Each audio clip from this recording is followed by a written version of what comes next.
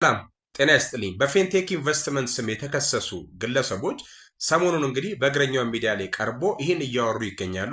ይሄ ወሳኝ በሚዲያ ላይ ቀርቦ ማውራት ምን ጥቅም ምን ጉዳት አለው፣ ምን አካሄዱስ ምን በውስጡ አለው ስለሚለው ነገር አውራችኋለሁ። ግድ የላችሁም ይህን ቪዲዮ ለነ ሰራዊት ፍቅሬ፣ ለነ ሰለሞን ቦጋ፣ ለነ ይገረም ሼር አድርጉት። ሁላችሁም አዳምጡ። ረዘም ይላል፣ ትዕግስት ካላችሁ አዳምጡ።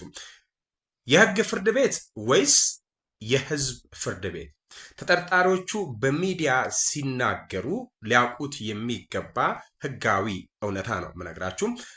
ከሰሞኑ እንግዲህ በቢዋይዲ መኪና ግዢ ስም የተፈጠረውን ማጭበርበር ተከትሎ የተከሰሱት የፌንቴክ ፕሮሞተር እና ባለቤቶች በዋስ ወጥተው በእግረኛው ሚዲያ ላይ ሰፊ ቃለ መጠየቅ ሲያደርጉ ሁላችሁም ተመልክታችኋል።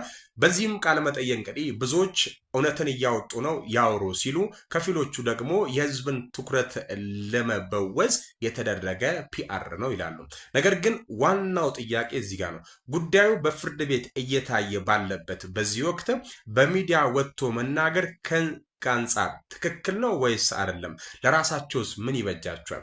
ተጠርጣሪዎቹ ለምን ሚዲያ ላይ ይቀርባሉ? የነሱ አንግል ተጠርጣሪዎቹ ወይም ድርጅቱ በዋስ እንደወጣ ወደ ሚዲያ የሚሮጡበት ዋና ዋና ምክንያቶቹን ስናይ የተበላሸ ስምን ማደስ ዳሜጅ ኮንትሮል፣ የወደፊት ንግዳቸውና ስማቸው በማህበራዊ ሚዲያ ያላቸው ክብር እንዳይጎዳና እንዳይሻክም፣ ሌላኛው የህዝብ ድጋፍን ለማግኘት በህዝቡ ዘንድ እኛም ተጎጂ ነን ወይም ትክክለኛ ነጋዴዎች ነን እኛም ጋር እውነት አለ የሚል እይታን በመፍጠር የህዝቡን ስሜት ወደ ራስ የማሸሽ፣ ተጎጂዎችን ለማረጋጋት፣ ገንዘብን ላጡ ደንበኞች ስራችንን ጀምረናል አንጠፋም በቦታው አለን የሚል ተስፋን ለመስጠት በሚዲያ መቅረብ ያለው ሶስት ትላልቅ ህጋዊ አደጋዎች። ይሄ ነው በጣም ወሳኝ ነገር።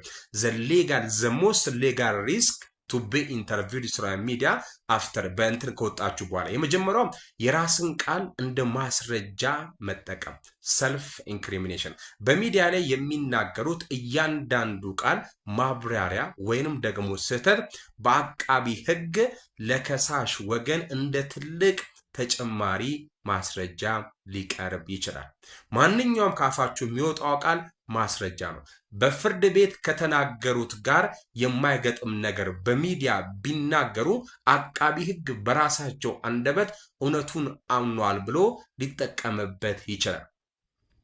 ፋሚሊ እኔ ዲዩት አድርጌ የሰራሁትን አንድ ቪዲዮ መለስ ብላችሁ እዩ፣ ለጥንቃቄ ይሆናል። ፋሚሊ የዋስትና መብትን አደጋ ላይ መጣል ሪስክ ቱ ቤል ስታተስ በራሳቸው ላይ ማለት ነው። ፍርድ ቤት ተጠርጣሪዎችን በዋስ የሚያወጣቸው ምስክሮች ላይ ተጽዕኖ አያሳድሩም ብሎ በሚል እምነትና ክብር ነው። በሚዲያ ቀርቦ ሰፊ ቅስቀሳ ማድረግ ግን በምስክሮችና በህዝቡ አስተያየት ላይ ተጽዕኖ ለማሳደር የተደረገ ጥረት ተብሎ አቃቤ ህግ አቤቱታ ካቀረበ የተሰጠው የዋስትና መብት ሊሰረዝ ይችላል። ዋስትና መብት ማለት ጊዜ ገዝታችሁ የምታስቡበት ጊዜ ነው። ጊዜ ካጣችሁ ማሰብ አትችሉም።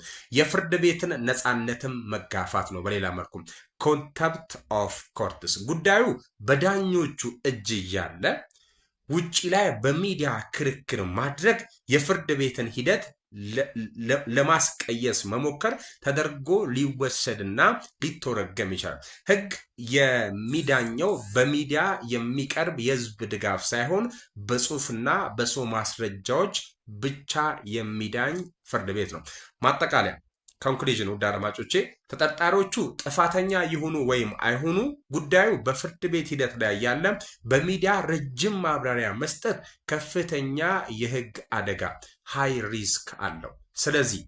ስለዚህ ከዚህ ነገር ማንኛውም ሰው መቆጠብ፣ ትክክለኛና የህግ ባለሙያዎችን የሚመክሩት መንገድ ሚስጥርን ጠብቆ በህግ ጠበቃ በኩል ብቻ በችሎት ላይ መከራከር ግን ይሄ ይቻላል። መግለጫ መስጠት እንኳን አስፈላጊ ሆኖ ከተገኘ በሚዲያ ረጅም ውይይት ከማድረግ ይልቅም በህግ ጠበቃ የተቃኘ አጭር የጽሁፍ መግለጫ ኦፊሻል ስቴትመንት መስጠት ብቻ ይበቃል። ተጠርጣሪዎቹ ጥፋተኛ የሚሆኑ አይሆኑ ስለዚህ እያወራ አይደለም። ውድ አድማጮቼ ተጠርጣሪዎቹ መብታቸውን አይጠይቁም አይደለም እኔ እያልኩ ያለሁት። አስፈላጊነቱ ግን እምብዛም ስላልታየኝ አካሄዱም ትክክል ስላልሆነ ሚዲያ ላይ የሚራገበው ነገር ቢቀር ፍርድ ቤቱ ተሳስቶ ሊሆን ይችላል። ምናልባት ግለሰቡ እውነት ሊኖራቸው ይችላል። ይሄን አይደለም እያወራ ያለሁት። ይሄ ግን አካሄድ አይደለም። ዋንስ አንድ ኬዝ ከተያዘ ኬዙን የጀመረ ሰው ይጨርሳል። ሌላ ጥያቄ ሀሳብ ካላችሁ ኮመንት ላይ አጋሩኝና ይሄ ረጅም ቪዲዮ ሰው በሌላ ቪዲዮ እንገናኛለን።